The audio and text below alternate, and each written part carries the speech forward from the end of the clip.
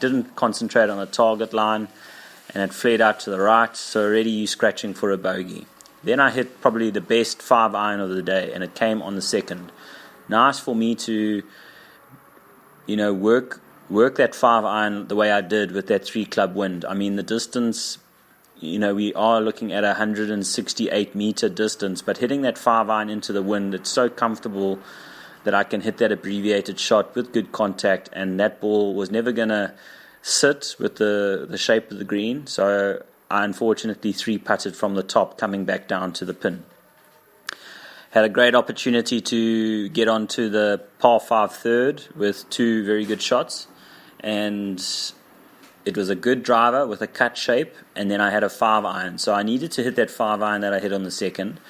I left it short, and the opportunity to hit a 9-iron was on, but I actually walked away from that decision, decided to take the 54, and because of the undulation of the green, there was a mistake there, but with my practice with the chipping, practice with some of the longer pitching, it was always going to release somewhere where I gave myself a birdie chance. But I think next time, considering the fact that the ball pitched on an upward slope and lost too much speed, I would have preferred to have controlled that part of the green with my 9-iron. I had a great opportunity to make a birdie on the 4th hole. I hit a poor hybrid, but left myself a 7-iron in, which I at least hit 15 foot past the flag. I had a downhill birdie, which unfortunately missed left. Then I actually hit 2 really good shots on the next par 5 fifth with a driver, and then I actually chose to hit the 3-iron. I gave myself a good distance with the gap wedge, but I just didn't commit to somewhat of a 3/4 swing. It would have been perfect, but I gave myself probably the best 60-footer long outside birdie chance I've ever had. I just committed to a target, hit it against the grain, into the wind, and I just left it a little bit short. But I mean, that's just really great feeling that I don't even think about a 3-putt from that distance anymore. I've got that long putt and medium putt scenario.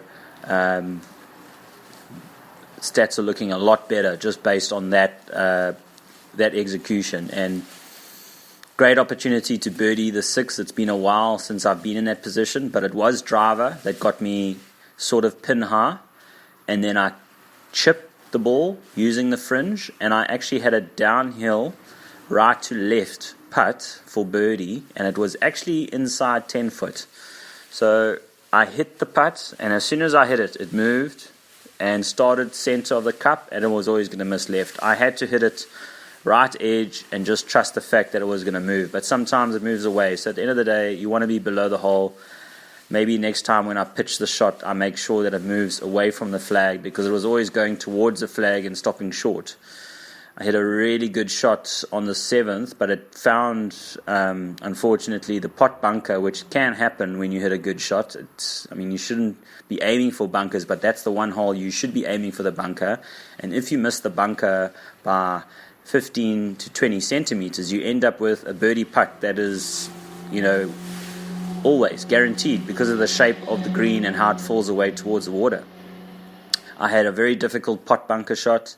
I had a slope that was going towards the water, and I was on a down slope. I had to think about it. I practiced a rehearsal, and I literally committed to the shot, and it was probably the best sandblast of the day because it checked pretty much pin high. I had a tap in par, and that's the way I want to treat my shorts, and that's all going pretty well. And then unfortunately to drop 4 strokes in the last 2 holes, that is just a sign of a tough day, a tough grind.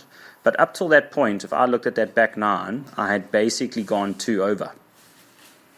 So I was bogey on the 1st, bogey on the 2nd, and then I went par all the way to the 7th. And then unfortunately triple bogey the 8th with a bogey on 9. So that's a 6 over, where it could have been just 2 over.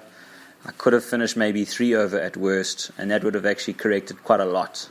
So seeing that I was 7 over after the front 9 and then maybe take a 3 over, I would have been pretty happy with that. But at the end of the day, I'm playing the golf that could have realized a gross 75, but today it ended up a gross 84. Those 2 triple bogeys are very necessary for me in terms of medal, because what happened on the 8th and what happened on the 15th should never happen, but it can happen so quickly. It's just taking time on the ball. The tee shot on both instances cost those triples, but I am good enough that even with a bad tee shot or even a reload, if that's the case, I should be looking at bogey and not even thinking double bogey or triple. So very happy with some of the irons that I hit today, considering I haven't really been overdoing it at the range. It's good to practice on the course and give myself those scenarios. I just need to hone in on some of those distances that are a bit awkward, but also I think it's going to come at the right time. I'm looking at my schedule, and I mean, there is tournaments coming up. Don't have to play them. I can be more comfortable with my performances at my club before I even decide to go there, and I think that's the right thing to do. I need to get my average score on the woods right down to 75, and then on the lakes I need to be shooting 73s, 72s. If I can do that 4 times combined or in some sort of series, then I'm going to consider tournaments. So the Dundee, Northern Natal Open, as well as the East Griqualand, Kokstad, those don't have to be played, because those are going to be inland tournaments which aren't suited at the moment to the lies that I've been practicing. And the coastal courses, there's enough tournaments to be patient for when they come around. But the club competition and the type of scoring that you have to deliver on a club day, it just gives me that motivation to go and practice and get better and close out on a lot of these holes. I mean, there was great opportunities for birdies today. I had 7 to 8 opportunities, and that's where I want to be. I want to be in a situation where I can say, look, I gave it my best on those putts. It just wasn't my day, and you keep working at the temperament and the mental toughness, but also just staying a little bit loose out there. My balance seemed to be quite fine today, but also, I just had a very different approach to not spending probably any time warming up, but it does cost me a few strokes in those first 3 holes. I mean, it did take me a hole to wake up, but I think at the end of the day, with nerves and just getting your lines and just getting into the round, it's getting better because the bounce back is there. I mean, I do go maybe 1 or 2 over, but I come back with a birdie. And I think just to create that 15 to 20 strokes where you can actually string a whole bunch of good contacts and good setups and good, good intentions with those swings and do them in concession, that's where I'm seeing a lot of improvement. And then I think, there's times to be aggressive, but also just thinking about some of the on-course decisions. I would have taken back maybe 2 or 3 decisions today, but there were a lot more better decisions than bad decisions. So signing off on round 9. Looking forward to when I get my next 18 holes in. Obviously, having a marker, having a competition as the condition is necessary, because sometimes, in a practice mode or when you're on your own, it's not the same intensity. And I believe if I can pull off some of the shots that I've been practicing, I still haven't seen myself pull off a flop shot under pressure. I haven't seen myself go for the high risk open bladed shot. Those are all things that I need to get right before I even think about that in tournaments. I mean, it was a year ago where I felt that nothing could go right in a tournament condition, but I was very much having the New Year's rust that I haven't actually paid attention to. So at least there's a program, and there's a sequence of attributes that I want to complete before I move on to the higher stressful condition that comes with tournaments and comes with having to pull off a shot that you're only going to pull off 1 out of 3 times, but you would probably do that in a practice condition, but then to do it in a tournament, it becomes 1 out of 30. So I'm very mindful about all these 70% rules, because at the end of the day, I should be pulling the right club, getting the right distances for 70% of the time. But I'm finding now that I'm getting better contact than expected, because I'm staying on the ball, I'm not moving off the ball like I do, and I am finding myself generally pin high or a little bit beyond the pin, which is a good sign. So we look forward to round number 10. It's probably going to be the woods again before the lakes. But in terms of the golfing experiment, you can hear that I am going through the scenario. I am concentrating on the week's work, reflecting on how it actually paid off in the weekend club competition.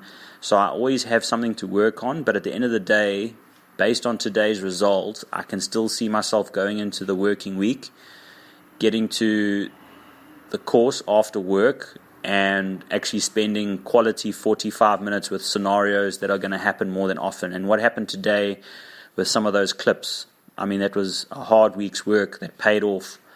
And I need to keep that in touch, because that's going to be very useful when it comes time for match play, because a lot of those shots I seem to be holing out. Match play is coming up pretty soon. It's coming up in February, March. I don't know if I'll be ready for that, but at the end of the day, with more drives, more 3-woods, confidence with that swing, I mean, there is going to be at least more opportunities where I can be in a scoring position, because right now, the tee shot, I would put on the lowest rating out of all the skills. I'm more happy with my medium to short irons and wedge program compared to my tee shots. So that means going back and looking at the 3-iron, because I'm missing right. The hybrid's also missing right. But the 3-wood is something I should be hitting more of. And I said last year, in 2018, I should be hitting that 3-wood more and more frequently and building that confidence. Because also under pressure, it's so easy to get ahead of the 3-wood. You can actually hit the ball on the head when it's been played off the deck, and I still haven't hit probably a shot in the new year where I hit the 3-wood as a second shot. I'm always reverting to a hybrid because I'm worried about moving off the ball when it's on the deck. But practicing with the ball on a fairway condition and hitting into the net, that's actually what I have been doing. But it's always a different scenario when you're out there under pressure and whether you can pull that shot off. At the end of the day, most of the time it's going to be a left to right when I hit it off the deck. But there has to be a time where that shot for me will become a little bit more automated and I can actually try and work a shot right to left off the deck. That will be a goal. Pulling that off will shave many strokes off, because that would actually improve some of the tee shots if I can do a draw on demand. But at the end of the day, the left to right hasn't been that bad, because I haven't missed anything left this year or even in the last 3 months. But I think it's quite hard to go from hitting your tee shot right to left and then you don't need to hit any right to lefts after that. You have to hit left to right, high cuts with the middle to short irons and wedges, which seems to come very naturally with the setup that I'm using at the moment. And also even some of the short chips, I seem to be getting more with the side spin with the left to right. And the right to left is only going to happen once I think my left arm is a lot more sturdy throughout the actual takeaway, transition, and forward swing with all the clubs. At the end of the day, the left arm does switch off. I know when it switches off because I come down steep when that switches off. But at the end of the day, I keep reminding myself, keep breaking the habit, because under pressure you will revert to a default swing. And my default swing is a very weak, sometimes broken left arm. And that is obviously something I really need to pay attention to. It's going to make a big difference down the line. So, signing off, round 10. Whether it's happening midweek or happening on the weekend, not sure, but I'll be looking forward to analyzing what am I improving on. And obviously the gross scores are not showing the actual shot quality, because at the end of the day, an 84 can be a whole bunch of missed putts in one round. But at the end of the day, there's no way I'm shooting anything in the 90s, which can happen in medal. And yeah, just very happy with the state of controlling the game and thinking my way around the course.